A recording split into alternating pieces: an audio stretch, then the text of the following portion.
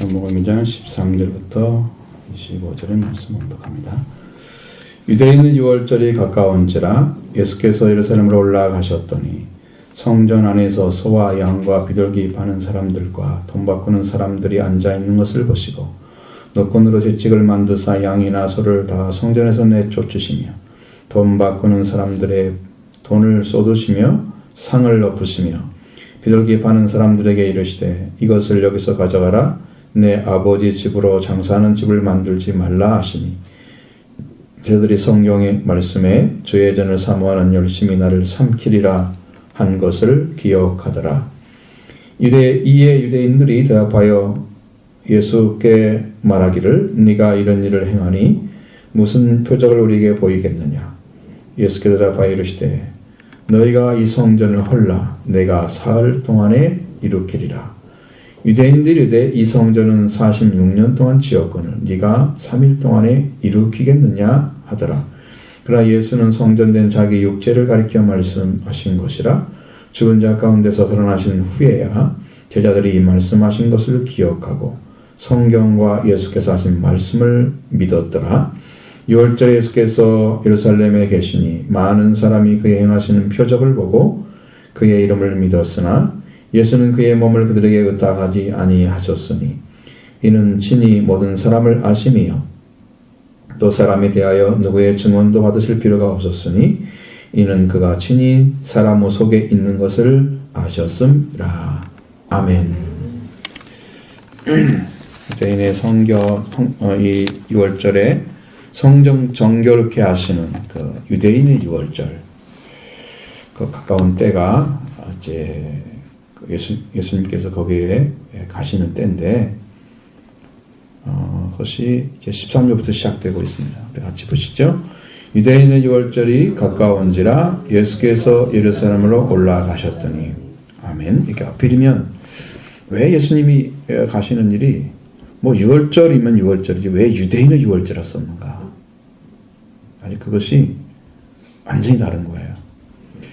유대인의 유월절이 가까운 때에 하필이면 그 말을 써요. 예루살렘에 올라가시는 것 특별한 목적이 있으셨다는 거예요. 왜? 유대인이 지키는 유월절과 예수님이 원하신 유월절은 달랐다는 얘기죠. 그래서 유대인의 유월절이라 쓴 거예요. 이게 분명한 차이를 가지고 있어요. 원래 유월절은 양의 피가 필요하죠. 그렇습니다. 그 피는 죄를 덮는 역할을 합니다. 일방적인 은혜입니다. 뭐 지금 예수님이 피 흘리러 간 건 아닙니다. 당장에. 그러나 예수님은 유대인의 유월절에 가까웠을 때 예루살렘에 올라가신 것은 예루살렘에서 마땅히 행하셔야 할 일이 있었기 때문인 것이죠. 그래서 유월절을 지키는 것은 유대인으로서는 아주 마땅히 해야 될 그런 것입니다. 유월절은 오직 유대인과 유대교로 개종한 자들이만이 지킬 수 있는 것이었어요. 절기가 그렇게 되어 있었어요. 다른 민족도 이 절기를 민족도 지킬 수 있느냐? 그건 없었습니다. 유월절의 완성은 100% 유대인들에게만 지켜지고 구원도 유대인에게서만 나와야 됩니다. 예수님 말씀하시죠. 구원이 유대인에게서 납니다.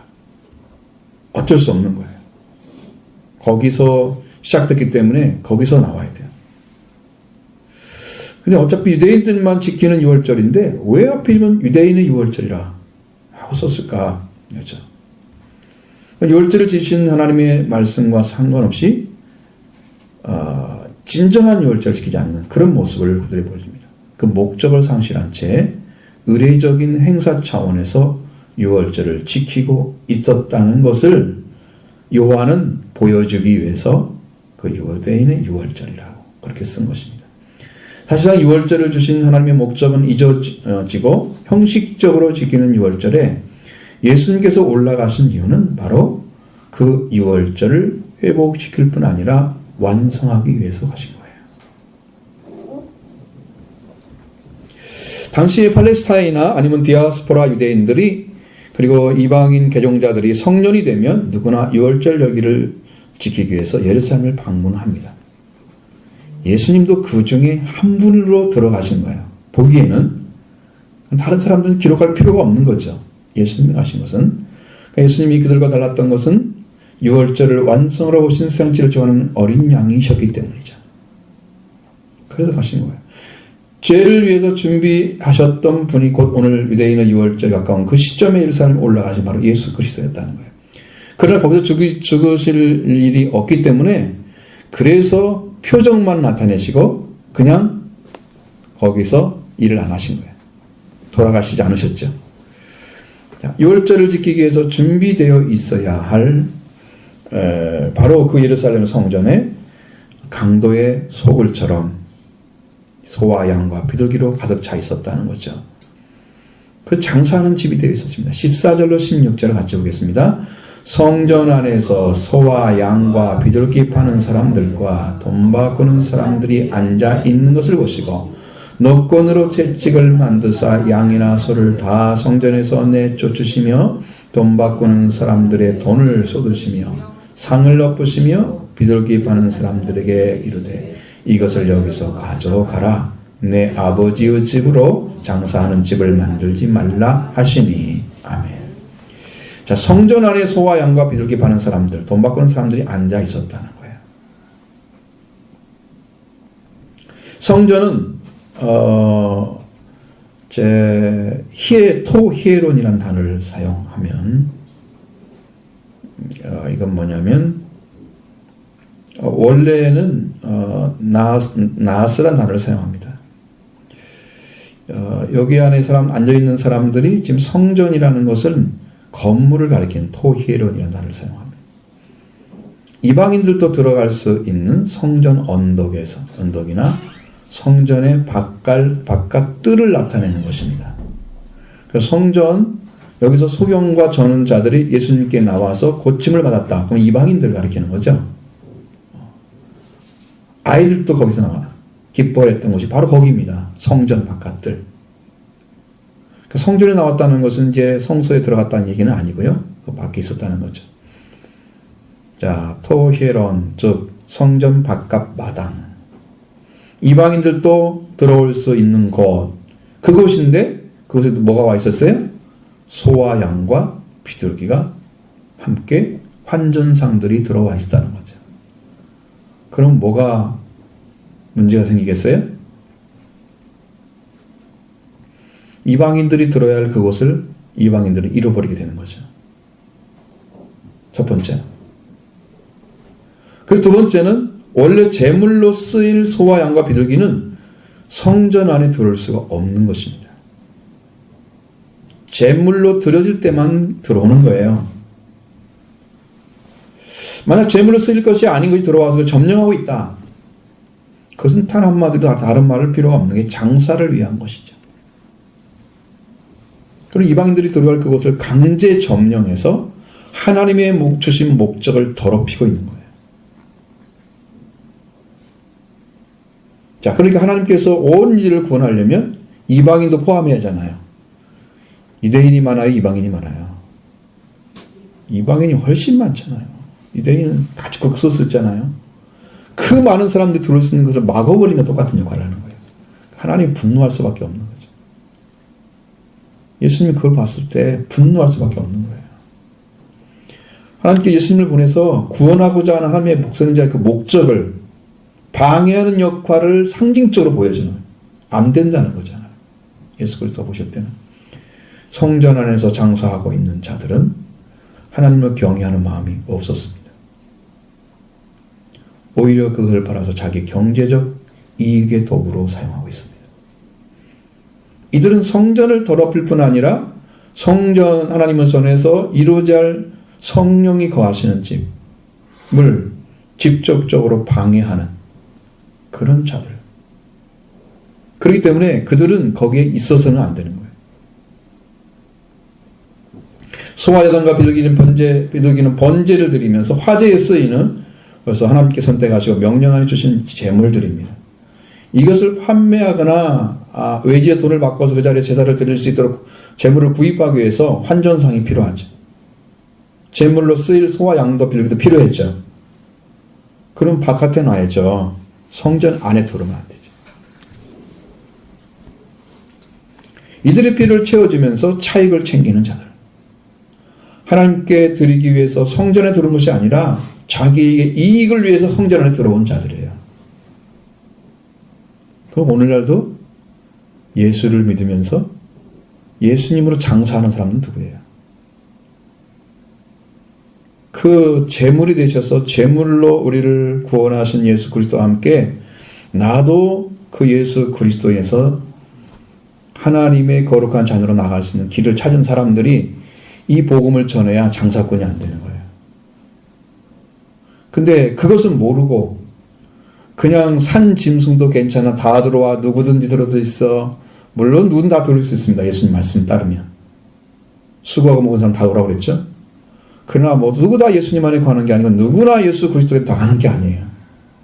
근데 모든 사람들 동일하게 취급합니다. 교회만 열심히 다니면 뭐 되는 것처럼 이렇게 가르쳐가지고 다 성도들이 그냥 살아있는 재물처럼 들어와 교회 안에 들어와 있어요. 하나님 보시기 어떻게 했어요? 왜 너희들 내 마당만 밟아? 난 너희 보기 싫어. 이럴 수 있는 거예요. 쫓아낼 수도 있단 말이죠. 열매가 되어져서 하나님께 드려야 될 사람들이 그래 드리는 거예요. 왜? 그걸 주는 사람이 그걸 안 했기 때문에 그런 거예요. 저는 여러분에게 그걸 전할 수 없는 게 저는 어차피 이미 들어와 있기 때문에 그것을 할 수가 없어요. 그렇게. 그 복음을 그렇게 그건 복음도 아닌 걸 전할 수 없는 거예요. 제 이익을 위해서 쓰는 게 아니에요. 이 재료는. 이 재물은 성전 안에 들어와서는 안 되는 것입니다. 그런데 그들은 살아서 하나님의 전에 들어와 있습니다. 그것은 내쫓아 하는 것들입니다. 재물이 되어 성전 안에 들어와서 하나님께 드려져야 하는데 그 보기 싫은 것에 들어와 있는 거예요. 예수님은 노끈으로 채찍을 만들어 양이나 소나 소를 다 성전에 내쫓으시죠. 돈 받고 있는 사람들의 상을 막 엎으십니다. 돈을 막 쏟으시고 상을 막 뒤집어 엎으십니다. 이걸 여기서 가져가라. 내 아버지 집을 장사하는 줄 만들지 말라. 이 비둘기 받는 사람이 얘기합니다. 여기 노끈은요, 골풀로 만든 줄을 말하고 있습니다. 이 골풀은 골풀과의 여러 해살이 풀입니다. 이것은 들이나 습지에 납니다. 높이가 한 1m 정도 이상 됩니다. 잎은 없습니다. 줄기만 있어요. 채찍 만들기 좋겠죠? 한 1m 되니까 얼마나 좋아요. 이거. 조금만 묶어가지고 돌려서 넣으면 길게 할 수 있겠죠. 그리고 줄기 밑에는 안갈색 잎집이 붙어 있습니다. 초여름에는 녹갈색 꽃이 피고 줄기로 앉을 수 있는 자리를 만듭니다. 여러분도 그런 건 한 번도 앉은 적이 없을 건데 골풀로 만든. 근데 만들어서 우리나라에도 쓸 수도 있을지도 몰라요. 왜냐하면 등심초라는 거 아시죠? 그 등심초가 이거예요. 앉아보셨나요? 등심초를 들어봤는데 그것도 앉았다는 생각은 전혀 못하겠어요. 그게 골풀입니다. 여기서 말하는 노끈. 그 골풀로 만든 채찍으로 양이나 소와 비둘기의 소를 다 내쫓으시고 돈 받고는 사람 환전상 손을 쏟으시고 상을 엎으시고 돈을 가지고 돈으로 성전을 더럽히는 자들, 큰 열정자들을 내쫓으십니다. 그래서 돈을 쏟으신 걸 상에 쏟으시고 상을 엎으셨을 거예요. 골풀로 채찍을 만드는데 이 채찍은 언제 쓰느냐? 중대한 범죄에 대한 로마의 징벌을 가리키는 용어가 채찍이라는 겁니다. 그냥 하는 게 아니고요. 그냥 뭐 기분 나빠서 이렇게 치는 게 아니고 아주 굉장한 범죄를 저지른 자들을 그들을 향해서 채찍을 드는 거예요. 아무나 들을 수가 없습니다. 성전 안에 그걸 가지고 들어온 자들은 다 중범죄자들입니다.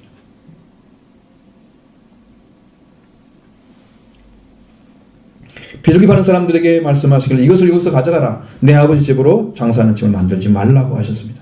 아마도 비둘기는 새이기 때문에 밖에 나와서도 막 움직이면 훨씬 어지럽죠. 복잡하니까 그건 내쫓는데 좀 그냥 가져가라고 하시죠. 소란이 일어날 가능성이 있기 때문이죠. 그래서 내 아버지 집으로 장사하는 집을 만들지 말라. 원래 성전은 뭐 하는 데 쓰이는 겁니까? 그렇죠. 기도하는 집이라 성경. 이사야서에 나와 있는 것처럼 기도하는 집입니다. 기도하는 집을 장사하는 집 만들었다는 거예요. 성전의 신앙을 가진 자들, 장사하는 집을 만든 성전의 신앙을 가진 사람들, 신앙을 가지고 하는 자들이 재물을 드리면서 하나님께 나가는 일을 행하느냐, 아니면 이 재물을 가지고 자기 이익을 챙기느냐, 그렇게 성전에 들어오느냐, 그건 더럽히느냐. 이게요, 여러분 신앙에서 결정적인 거예요. 어느 날 교회 다니면서 교회에서 유익을 얻으려고 생각하는 사람들, 장사하는 사람들이에요. 큰 교회 가면 더 좋죠. 내가 장사하기 좋잖아요. 내 유익을 위해서 사는 거예요. 신앙의 이익이 아니에요. 더럽히는 거예요. 비둘기 파는 자들에게 말한 것이지만 이걸 여기서 가져가라 하는 명령은 비둘기가 있을 곳이 아니기 때문입니다. 비둘기는 밖에 있어야 됩니다. 있어야 할 곳에 있지 아니하면 옮겨져야 합니다. 원래 죄라는 것은 하나님으로부터 주어진 자리를 잃어버리는 게 죄입니다. 그로 인해서 죽음이 왔습니다. 사람이 하나님께 드려져서 하나님이 받으셔야만 그 사람이 하나님이 제공해 주는 생명을 얻고, 생명을 가지고 예수 그리스도가 붙어 있어야만 온전한 생명을 얻게 되고, 그래서 그 중간 매체가 곧 재물입니다. 자기 자신을 대신해서 하나님께 드려지는, 대속해 주는 재물, 이것은 하나님께 드려야 할 것이고, 하나님이 이것을 드리는 자들을 받아주시고, 그러면 죄사함을 얻고 그가 구원을 받게 됩니다. 근데 하나님께 드리지 않고 성전에 들어오는 것은 허락하지 아니하신 예수 그리스도, 이것을 여기서 가져가라 하십니다. 장사하는 집 만들지 말라 명령입니다. 범죄자들이죠. 그들을 위해서 말씀하십니다. 예수님의 말씀을 들은 제자들은 무엇을 생각했을까? 보세요. 17절 읽겠습니다. 제자들이 성경 말씀에 주의 전을 사모하는 열심히 나를 삼키리라 한 것을 기억하더라. 아멘. 시편 69편 9절 상반절의 말씀입니다. 주의 집을 위하는 열성이 나를 삼키고, 이렇게 되어 있습니다. 열성이란 말로 바꿔놓고 이건 열심으로 나왔습니다. 열심에 해당되는 단어는 젤로스입니다. 이건 열심, 열정, 이런 뜻을 가지고 있는 젤로스 단어가, 여기에서 쓰이는 방법은 종교적인 열심입니다. 신앙적인 열심이 아니고 종교적인 열심입니다. 자, 믿음이 있어서 하나님을 경외하는 자로에 들어간 사람들은 신앙적인 열심을 갖는 거예요. 믿음이 아니고 그걸 이용해서 일을 하려고 하는 사람들은 종교적인 열심을 갖습니다. 자기의 기득권을 지키고 종교인으로서 위치가 있으니까 그걸 가지고 있으면 자기는 살기 편하죠. 그걸 지키는 사람들. 자, 삼킨단 말은 카테스티오라고 하는데, 이건 동사 직설법 미래 중간 대티포 능사 3인칭 단수입니다. 카타파게타이라고 이렇게 써 있는데, 이건 먹어치우다, 삼키다. 나를 삼키라 그랬잖아요. 주의 전을 사모하는 열심히 나를 삼키라. 나, 하나님 삼켜버리는 거예요. 하나님의 말씀을 뒤집어 엎는 거죠. 먹어치우는 거죠. 아무것도 아닌 것처럼 없애버리는 거예요. 자, 여기서 중요한 의미가 있습니다. 자, 카페스티오라는 단어는 이런 의미입니다. 원래 강력한 감정에 의한 육체의 힘과 마음의 힘의 소모를 말합니다. 그러니까 내가 여러분 보세요. 어떤 일을 열심히 했어요. 그걸 가지고 내 강력한 감정이 막 들어갔어요. 이입됐어요. 그 다음에 육체의 힘과 마음의 힘도 그 속에 들어가서 소모가 됐어요. 근데 그 소모한 것이 뭘 위한 거냐? 자기 열정인데 이것이 하나님의 말씀에 순종함이 아니고 하나님의 전을 삼키는, 말씀을 하나님 주신 성전의 원래 의미를 세워주는 게 아니고 그걸 통해서 하나님의 전을 업신여기게 되는 거죠. 말씀도 업신여기게 하는 거죠. 이렇게 만들어버려요. 그것을 카스테디오라고 사용합니다. 강력한 감정에 한 육체의 힘과 마음의 힘의 소모를 가리킨다. 그러니까 그렇게 열심히 해봤자 결국 하나님의 전을 세우는 게 아니고 삼키는 일을 하는 거죠.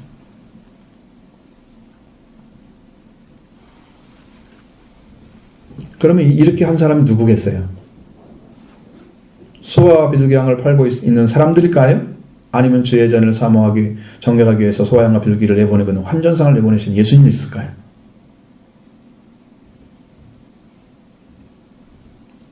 굉장히 헷갈리시죠?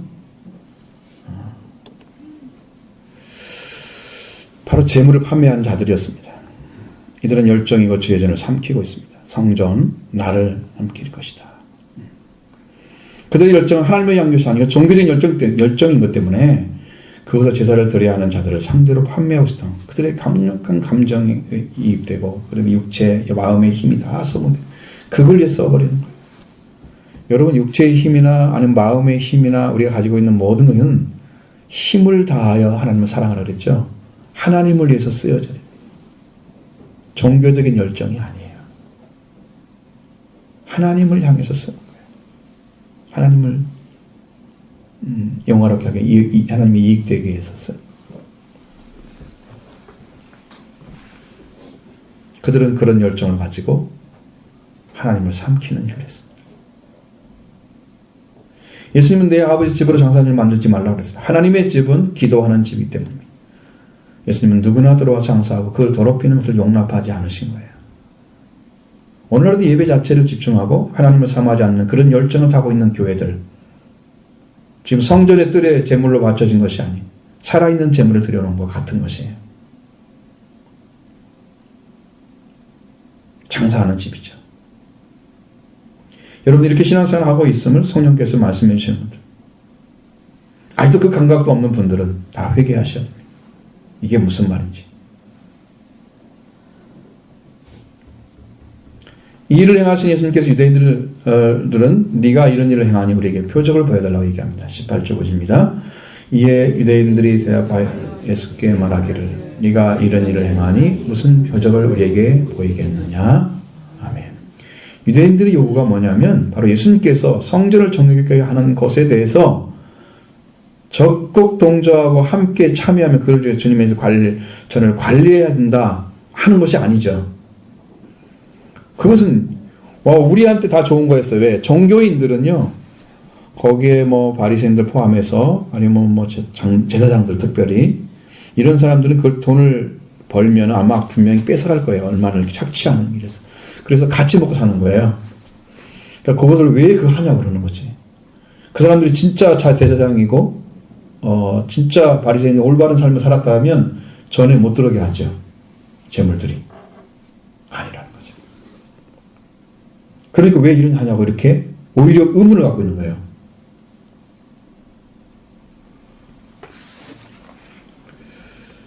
자, 우리들은 아무 문제가 없는데 당신은 왜 이런 일을 해? 라는 것입니다. 처음부터 성경은 13절에 유대인은 유월절을 했기 때문에 하나님이 주신 유월절이 아닌 유대인들이 지키고 있는 유월절이었습니다. 그렇기 때문에 그 유대인들이 성전을 정결하게 하시는 예수님의 권위를 질문할 수 있어요. 당신 왜 그거 어떻게 할 수 있어? 라고 질문할 수 있습니다. 그렇게 하지 않고 네가 이런 일을 행하니 무슨 표적을 우리가 보여주겠냐 이렇게 묻고 있는 거예요. 마태복음 20장 넘어가면 거기는 성전 정결까지 어떻게 해요? 네가 무슨 권위로 일을 하느냐 이렇게 나오죠. 이게 권위적인 질문이 아니에요. 이것은. 그러니까 예수님이 성전에 몇 번 들어갔다는 얘기를 하는 거예요 지금. 그래서 여러분이 6월절이 3번 정도 나와요 성경에. 그 6월절이 각각 달라서 그걸 중심으로 해서 예수님이 3년 계셨다고 얘기하는 거예요. 6월절을 중심으로. 3년 사역이란 말이 거기서 나오는 거예요.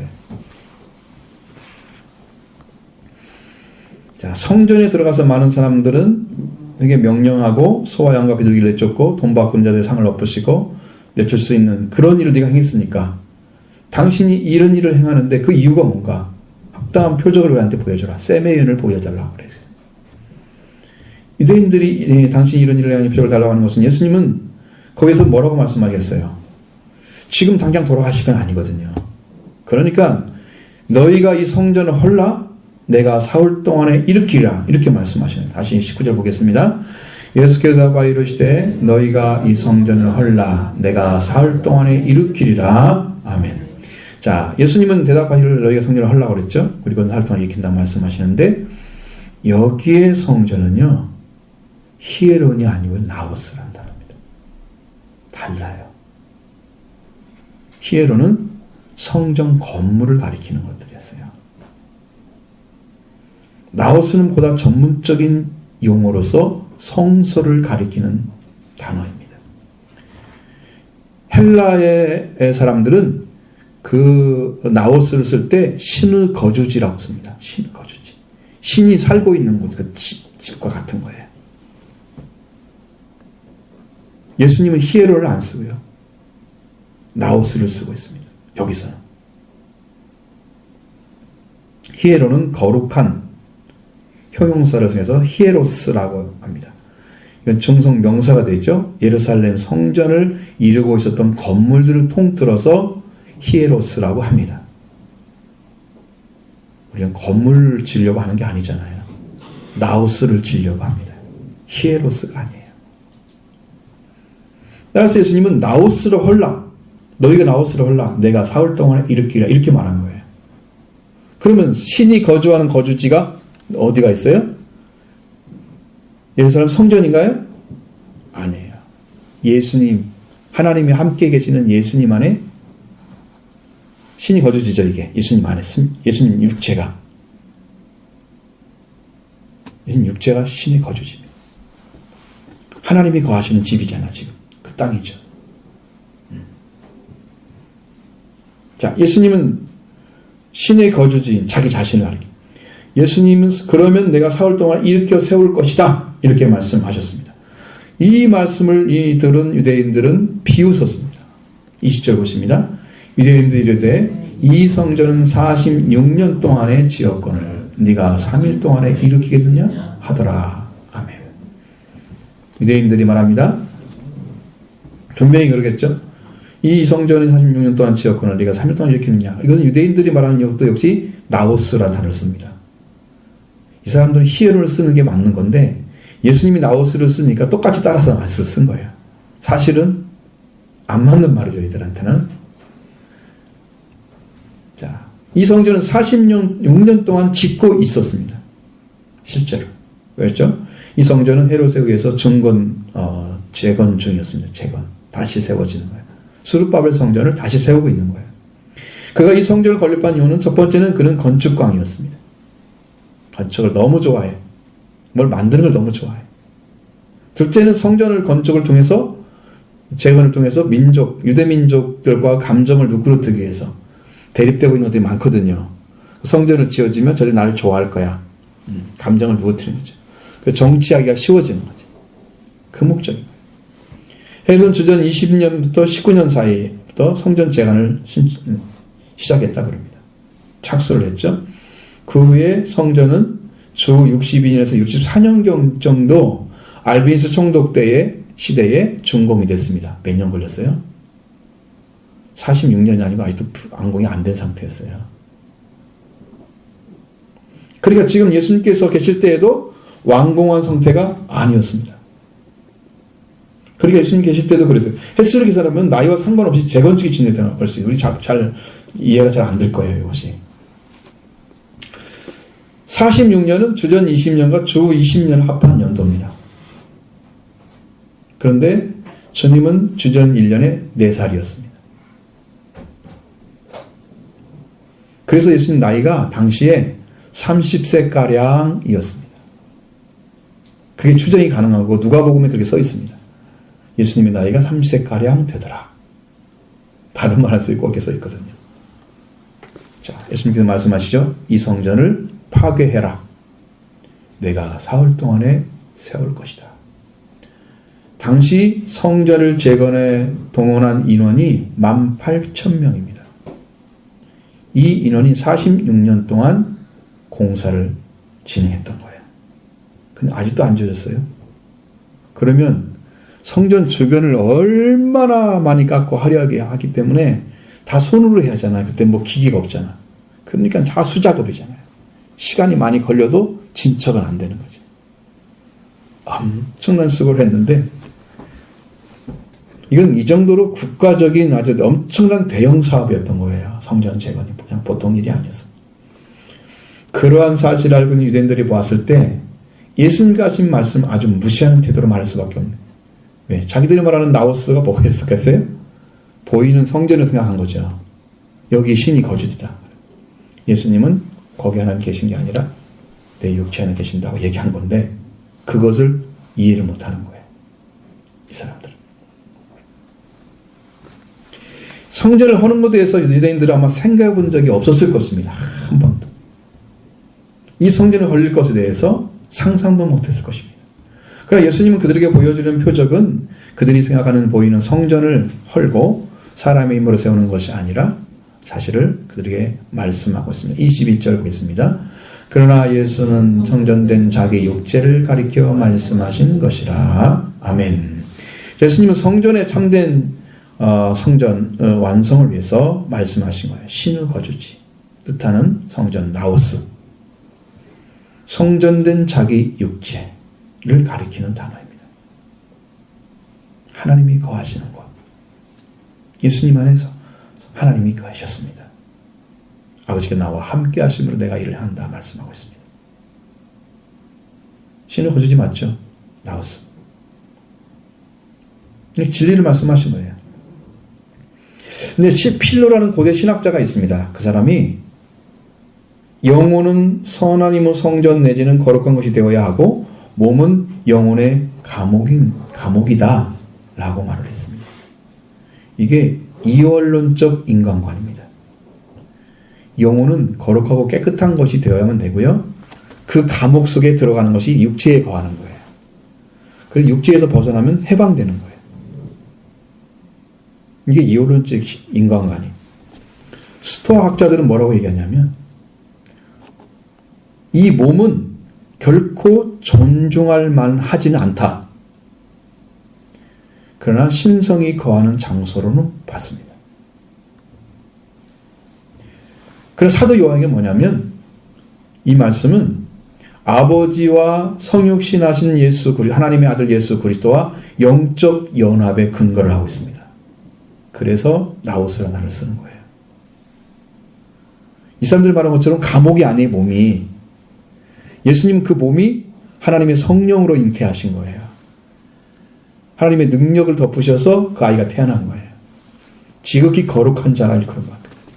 그러니까 보통 아이가 아니거든요. 그 생명 자체가 그렇게 오신 건데 그 사람들을 바라보는 시각은 이 몸은 영혼의 감옥소야. 빨리 해방돼야 돼. 죽는 게 유익한 거야. 영혼이 이거 갇혀 있으니까. 그것을 완전히 박살내는 거죠. 요한이 말하는 거예요. 그것과 전혀 관계없는. 아버지께서 모든 충만으로 예수 안에 거하게 하셨어요. 예수님 안에 하나님이 완전하게 채워져 계셨습니다. 그런 나를 본 자는 아버지를 보았다고 말씀하신 거예요. 그 안에 계셨던 거예요, 아버지가. 예수님이 보이는 성전을 헐어제하고 예수님을 중심으로 한 영적인 성전, 건물이 아닌 교회를 세우고자 하신 거예요. 예수님께서 감람산에 마지막 강화를 하시는데 제자들이 성전 건물을 보려고 나옵니다. 마태복음 25장, 24장에 보면 다 나와 있죠. 예수님은 너희가 이것을 보느냐? 내가 진실로 너희에게 이르노니 돌 위에 돌 하나 남지 아니하고 무너뜨려지리라. 사실은 이 예언의 말씀을 유대인들이 들었다는 거예요. 제자들이 못 듣는 게 아니라 유대인들이 들었어야 되는데 알고 있었을까요? 모르죠. 구약시대의 성전이 하나님의 거소라고 여겨졌듯이 예수님과 하나님은 하나이심으로 예수님의 몸 안에 바로 성전이 되신 거죠. 예수님 몸이 성전이 되신 거고 하나님이 그 안에 거하신 것입니다. 예수님의 성령으로 이루어진 자들 가운데 하나님의 성령이 거하시면 그곳이 바로 성전입니다. 지금 성령을 받아야, 죄가 있으면 성령 오시지 않습니다. 죄를 용서받은 심령 안에 성령이 오십니다. 왜?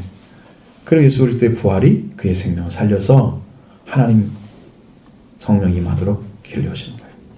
성령의 충만함은 거기에서 이제 완전하게 되어졌을 때 되는 것이고 성령이 오십니다. 일단 성령을 받는 거예요. 죄사함 받으면 성령이 오십니다. 그런데 이제 내조에서 완전한 능력으로 함께 하실 수 있는 것은 오순절 오셔야만 되기 때문에 그건 다른 거죠. 그러나 하나님의 성령이 거하시는 성전이 거하게 되기 위해서는 예수님이 이 성전을 파괴해라. 그러면 내가 사흘 동안에 일으키리라고 말씀하셨어요. 예수님은 성전된 자기 육체를 가리켜 말씀하신 것이라 말씀하셨습니다. 이 성전된 자기 육체, 바로 그 이 육체인데 이 하나님의 성령이 거하고 계신 곳 성전입니다. 이것을 알면 내가 사흘 동안 일으키리라. 육체 자체는 힘을 가지고 있거나 그러지 않습니다. 그 육체 안에 살아가는 영혼이 있기 때문에 그가 살아있는 자가 됩니다. 영혼이 떠나면요 죽은 자가 되는 거예요. 그죠? 다 알잖아요, 여러분. 상식적인 문제. 그러나 영혼이 살아있으면 영혼이 살아있어. 죽었다 다시 돌아올 수 있습니까? 못 돌아옵니다. 죽었다 다시 돌아오면 또 죽습니다.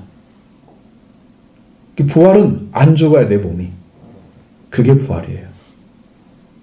그러면 그 영혼도 영혼이 살아서 그 산 몸과 합쳐져서 부활이 이루어지면 죽지 않는 영원한 몸을 가진 신령체가 되는 거예요. 예수님이 이뤄놓은 부활이 그겁니다. 부활절 아니도 다 나와요. 부활절 때만 알려주는 게 아니고. 이해되시죠? 이게 주님이 산 목적이에요. 그럼 여러분은 예수님의 부활을 가져오면 다시는 죽지 않는 몸이 될 것입니다. 얼마나 소망됩니까, 여러분? 그죠? 우리는 죽을 몸을 가지고 있잖아요. 근데 죽지 않는 몸을 주시는 거예요. 너무 희망이죠. 근데 영혼이 살아있는데 육체가 죽어있어. 누가 돌아오게 합니까? 아무도 못 돌아오게 하죠. 죽음으로써 이미 영혼을 분리시켰는데 뭐 또 돌아오게 살게 하겠습니까? 왜?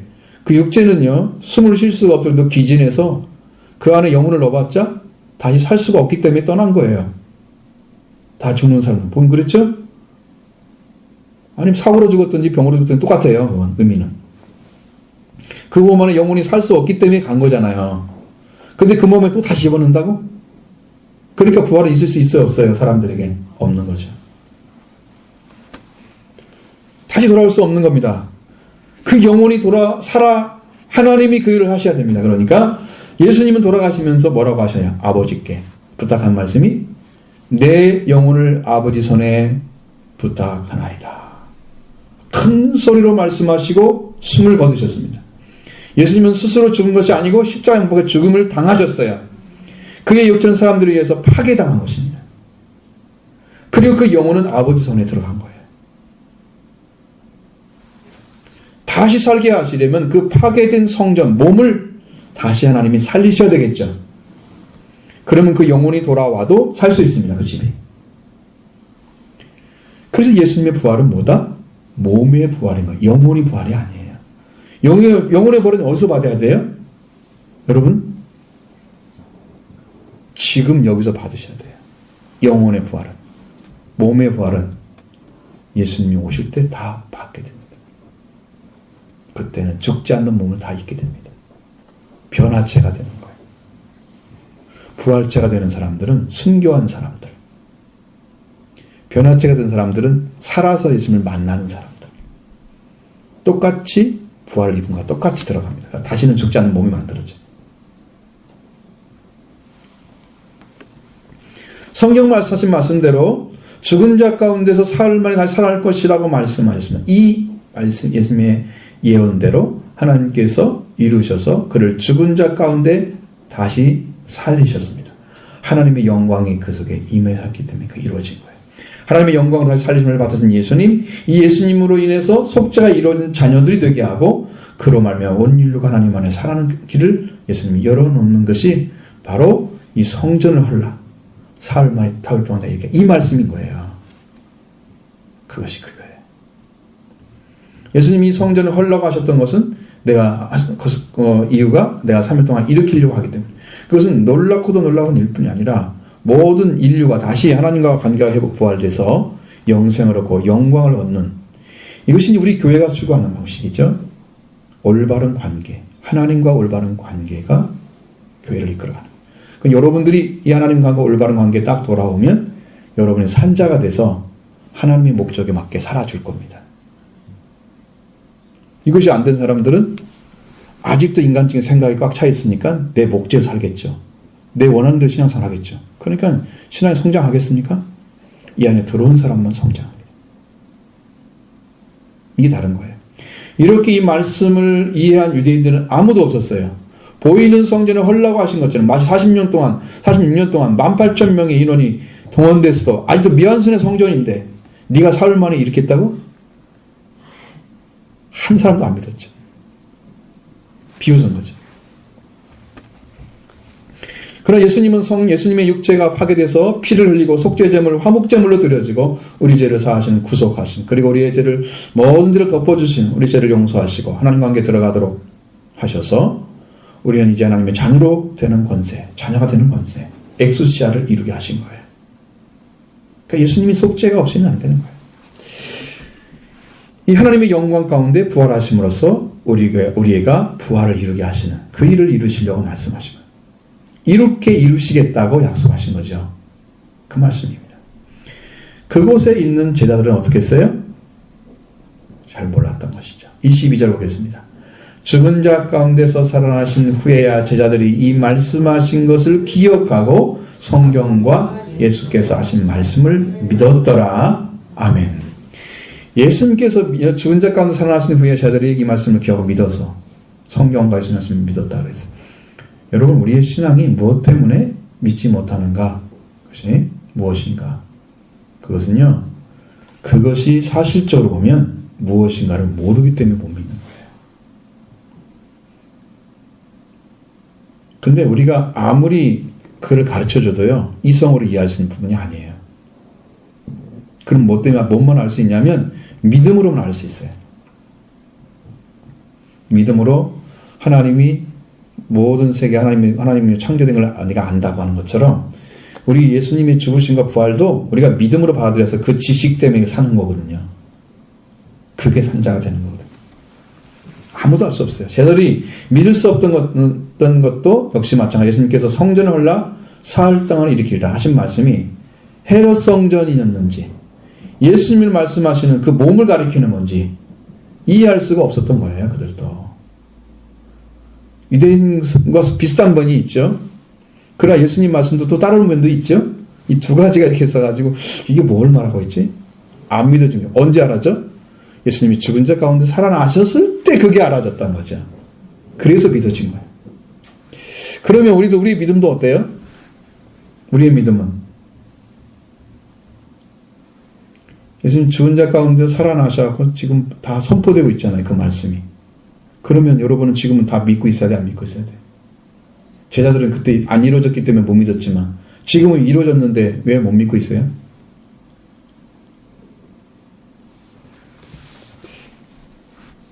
자, 사실 예수님의 말씀을 우리들의 마음이나 혹은 이해하는 데서 받아들이지 않기 때문에 첫 번째는 받아들이는데 정확하게 안 받아들이는 거예요. 예수님이 죽은 자 가운데 부활하셨다? 부활했다는 걸 정확하게 받아들이십니까? 여러분 심령 안에 받아들이십니까? 우리가 빛이 어둠에 비치되 어둠에 깨닫지 못하더라. 그 말은 뭐라고 그랬어요? 참으로 이해하지 못하더라. 그 말이죠. 자, 그러면 여러분이 말씀이 들여왔을 때 정말 참으로 이게 영접을 해서 그게 참 그렇구나 하고 여러분 안에서 해석해내는 능력이 필요한 거예요. 믿어지는 거죠. 이것이 없는 거예요. 첫 번째. 그래서 여러분에게 아무리 선포를 해도 이 말씀이 여러분의 산 말씀이 안 되는 거예요. 지금도.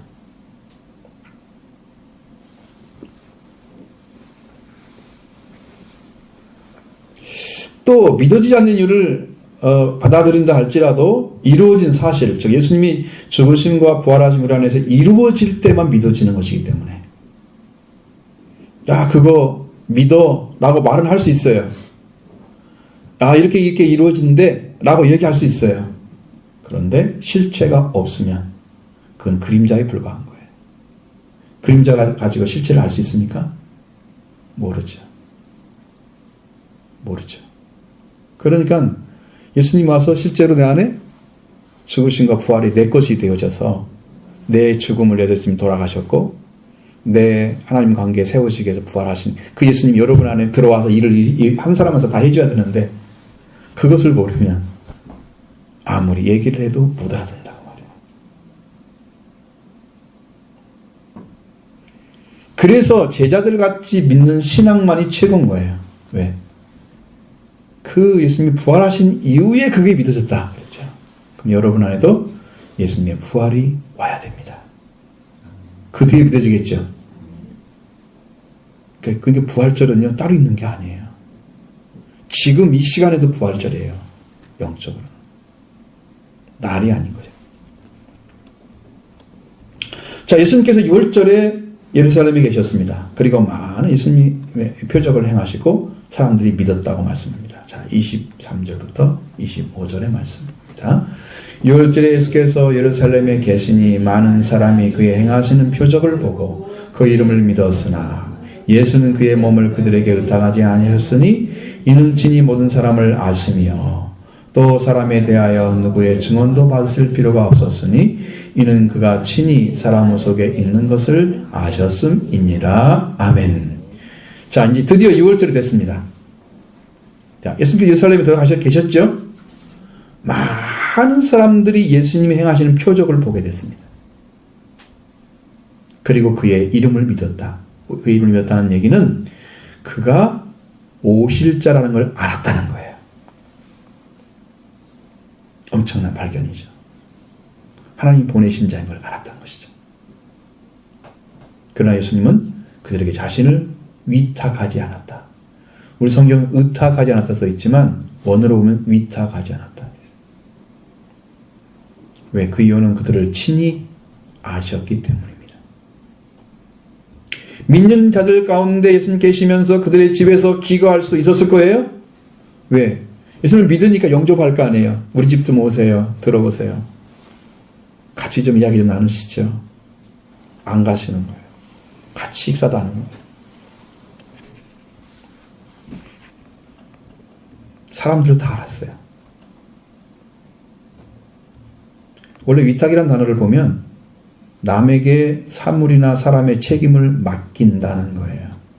그럼 예수님 자신을 책임져서 나를 돌보도록 맡겨드리니라 하는 거예요. 나를 좀 도와라. 바르게 따라서. 바르게 나를 도와라. 근데 그렇게 할 필요가 없었던 거예요. 사람들을 친히 알고 계시는 거예요. 왜 뭘 알았을까요? 예수님은 사람들을 아신다는 것은 그들을 신뢰할 수 없다는 것을 뜻하고 있습니다. 근데 원래 뭐냐면은 위탁하다는 말도 그 원어에 보면 피스티오라고 나옵니다. 빌리브. 믿다는 얘기죠. 이게 믿을 수가 없었다 하는 얘기입니다. 예수님이 표적을 보고 믿었는데 그 믿는 사람들을 예수님은 믿을 수가 없었다. 그 얘기거든요. 너무 불행한 겁니다. 여러분을 예수님이 어떻게 신뢰해요? 여러분 뭘 보고? 믿음 있습니까? 부족합니다. 네 마음, 네 생각 다 보니까 아니야 이건. 믿는 것은 이만큼인데 안 믿는 게 이만큼. 불신의 생각이 더 많아. 말씀대로 생각이 바꿔진 게 별로 없어. 그냥 믿고 믿는 거 조금 가지고 있는 거예요. 나머지는 다 불신의 세계 살고 있는 거예요. 아무것도 믿을 수가 없어요. 사람이 다 보이는 거였습니다. 사람을 봤을 때 믿을 수가 없었다는 거죠.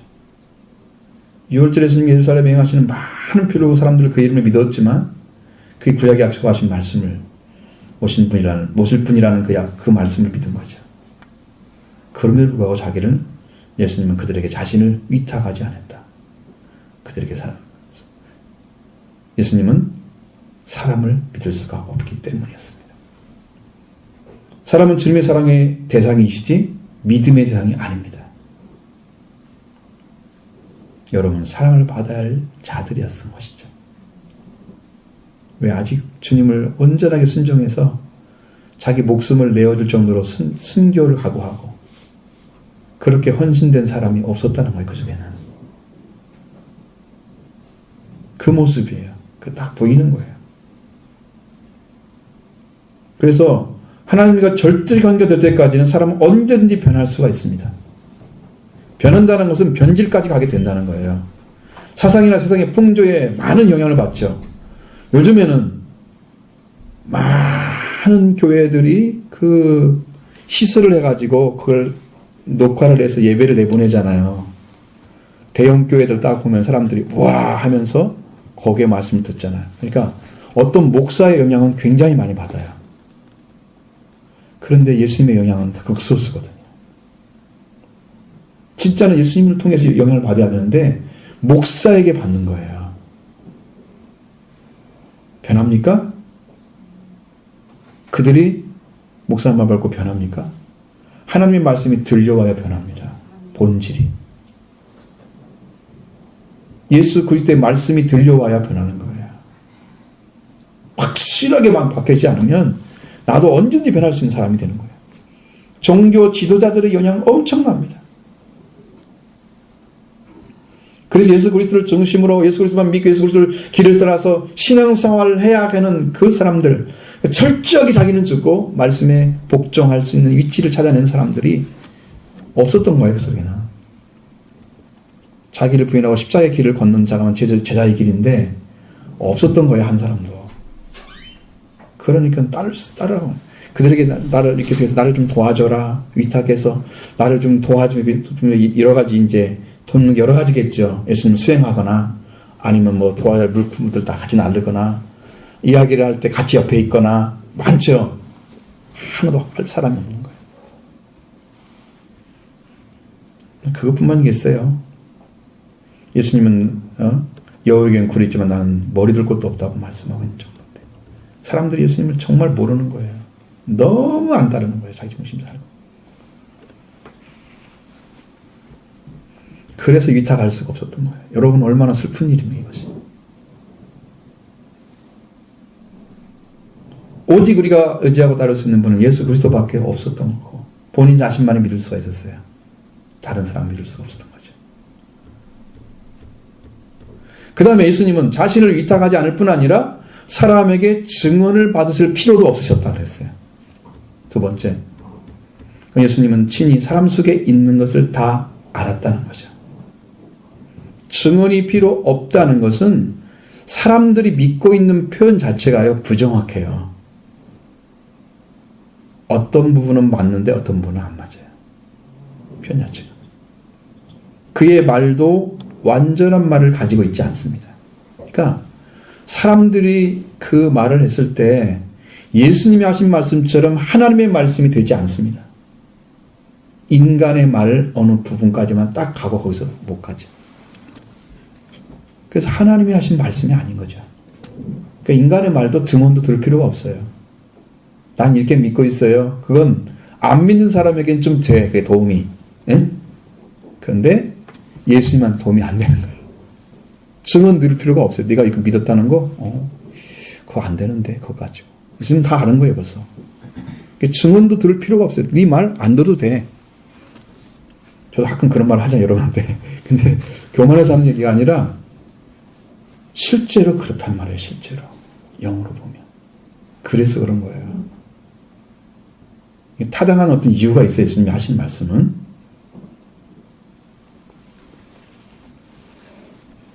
그래서 이 거룩한 성품이 아니고 오염된 성품, 세상적인 것, 세속적인 것 생각을 많이 가지고 있는 존재들이 그걸 표현해낸들 그게 온전하겠어요? 그래서 예수님이 가진 완전한 성품과 완전한 말씀에 미치지 못하는 증언은 받으실 필요가 없었다는 것입니다. 우리가 밝게 할 것은 뭐냐면 성전 정결을 통해서 보여준 표적이 뭐냐는 거예요. 완전한 속죄, 부활을 이루셔서 하나님께 나가는 길을 예수님이 6월절에 이루려고 오신 거예요.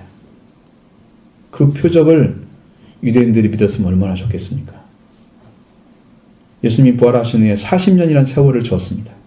그런데도 예수님을 버렸습니다. 그러고 보니 유대의 나라는 멸망을 받았습니다. 복상망했죠. 나는 오늘 여러분들에게 분명히 말씀드릴 수 있는 것은 하나님으로부터 주어지는 십자가 부활의 은혜가 여러분에게 임하시기를 원합니다.